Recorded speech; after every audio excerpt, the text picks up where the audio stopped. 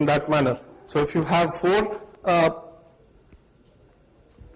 arguments, it will be EAX, EBX, ECX, EDX. So in my case, what I need to do is, so the EAX register holds the value of the system call that you are trying to execute. I'm sorry. So in this case, D5 is the number of setuid system call. So that I'm specifying inside EAX. And then I'm putting the value 0 in EBX. So your argument becomes 0. And then I'm calling, I'm giving the software interrupt. And after that, I'm again preparing for the execve code. So if you see, I'm giving the value 11, which is the number for execve system call in EAX. I'm giving 0 here. And then the second argument, which is the program that I want to execute, which I want to change, is this. So this is nothing but the string /bin/sh followed end by a 0 byte, which I'll explain what I'm trying to do here and here. Okay, so I'm putting, now since I've pushed it, I know my ESP will always point to the top of the stack, which has the string this /bin/sh. So I say move ESP to EBX. Now EBX will hold the value of my first parameter. Alright? So my first parameter is /bin/sh.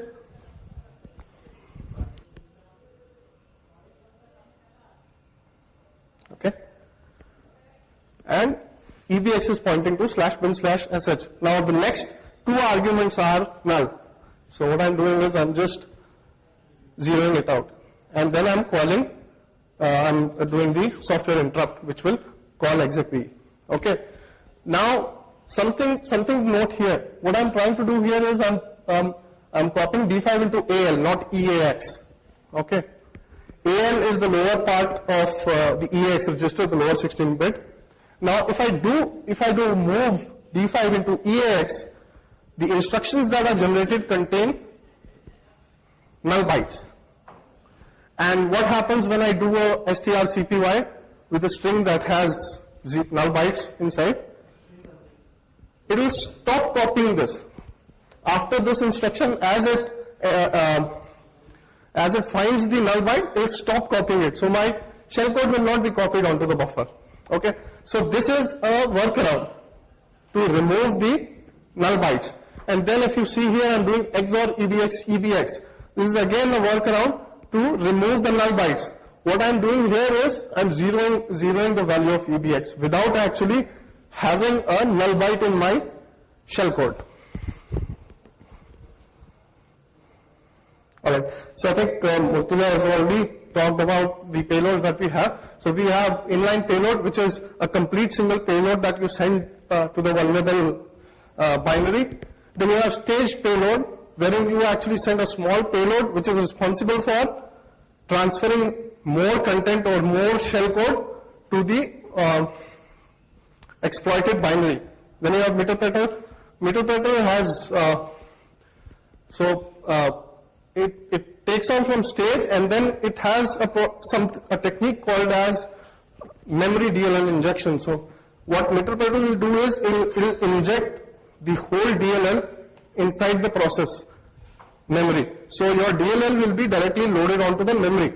So even if the DLL has something that can be detected, so if you run a antivirus scan on your disk, you'll still there will be no detection or no trace marks.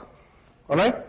And then passive X is for active X, blah blah blah. I.e., I hate Windows.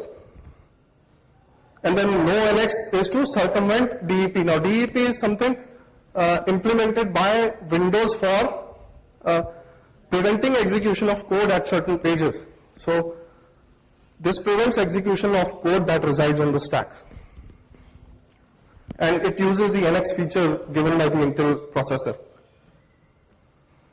Okay. That instruction, you're stopping the DEP during runtime. Yeah. I don't know how it happens.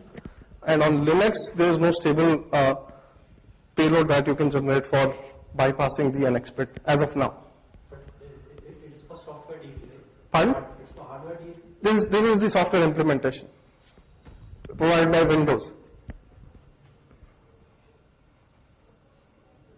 All right. So fuzzing is giving random data to the application. Once you know the input API for a particular binary, you can start sending it garbage data.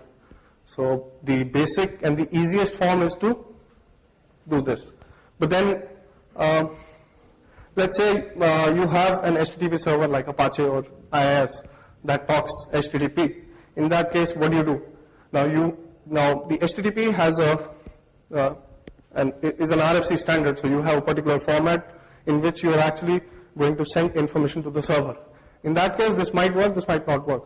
So you need to understand the protocol, the components involved in the protocol. So basic example would be, let's say you do a get /HTTP/version name.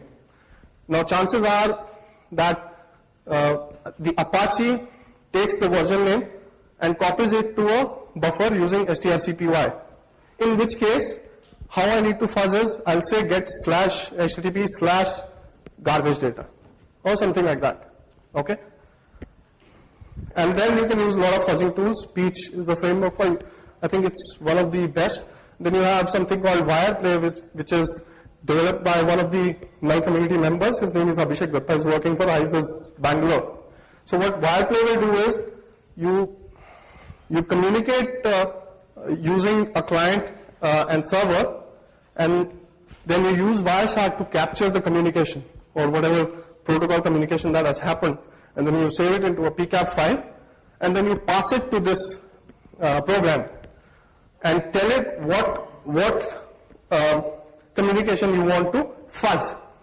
And this program will take that, so you give it the source IP, the destination IP, source port, destination port, and it will start generating random data for that particular communication and send it to the server. And it will keep on doing that till it finds or till it sees that the server crashed, and then it will generate a C code for you telling that this was the data that I sent which crashed the server. And practically it is very feasible, and it is easy to do. Pardon? He's working for IIS Bangalore. Yes, it's available on null.co.in website. Just go under projects. It's there. All right. So second part is, what do you do once the application has crashed? We need to find out how we can override the EIP so that it points to our data.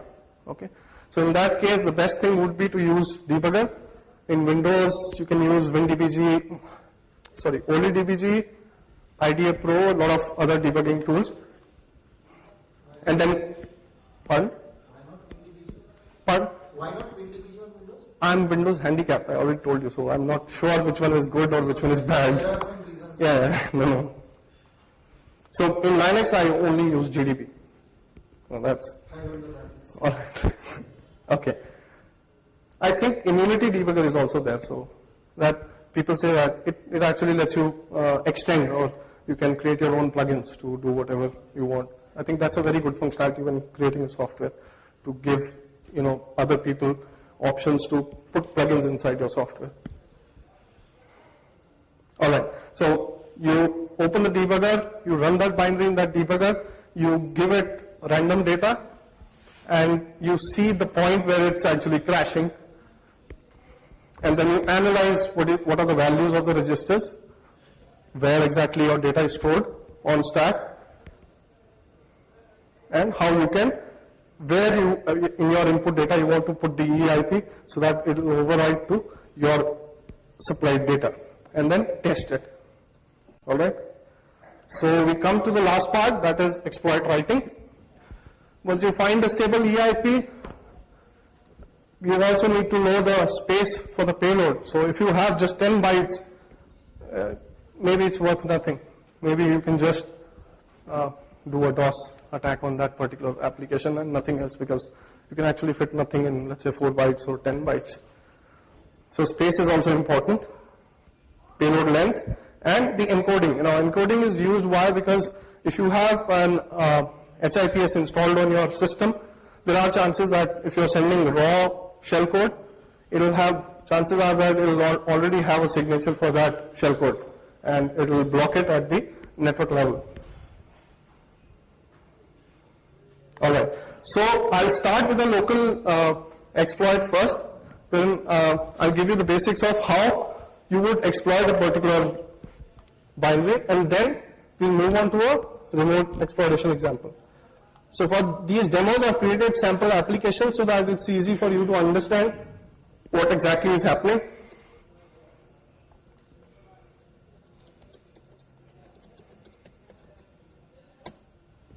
Alright, so this is a very simple program.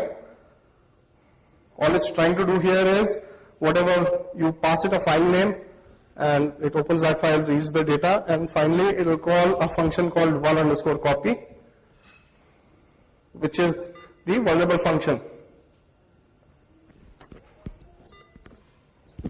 Alright, so yeah, this is the function. So if you see, okay, C programmers, where's the problem?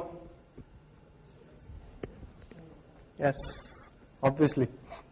Okay, so what it's trying to do is, given an argument, it's just blindly copying it to the local buffer. Now my local buffer is 40 bytes long.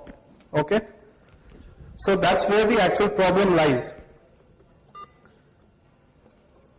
So just for fun, I've created a binary with root privileges. So if you see one that has setuid set, which means that even though I run this binary, it will still run as root privileges, which was the original motivation of creating that particular shellcode, wherein I'm setting the SUID to 0 again.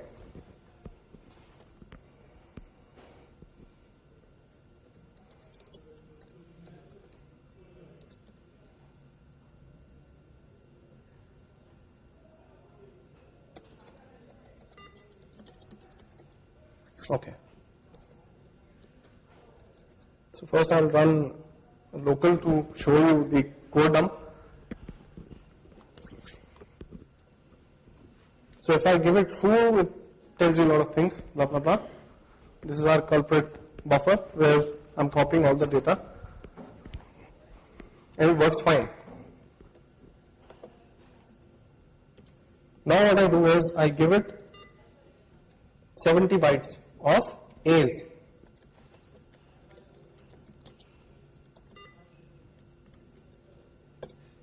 Alright?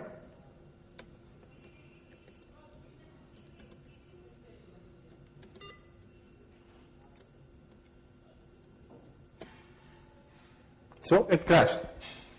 Alright? But it generated a code dump which we can analyze here.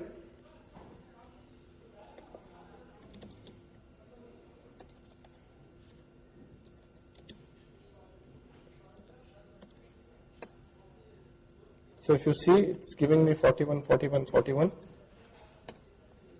Alright? So it's already crashed. So 41 means the strings that I have passed it, hex for A. So now if you see, the EIP is overwritten with my string. The EBP is also overwritten with my string. And I can run it with GDB to see where exactly what are the value of registers and where in the stack my buffer is lying. Okay. But the point is, how do I come to know where exactly or which A's were these? Now I know that, okay, 70 bytes I'm passing to it, 70 A bytes, it's overwriting, but I need to know the offset. So if I have a string of 70 bytes, I need to know where exactly is the EIP overwritten. How do I do that? So Metasploit provides tools for that. There's a tool called pattern create, which creates a pattern file, or a pattern which is in which all the bytes are different. I'll just show you that. Or rather, okay, so pattern create is this tool inside the MSF3 tools. pattern create, the option it takes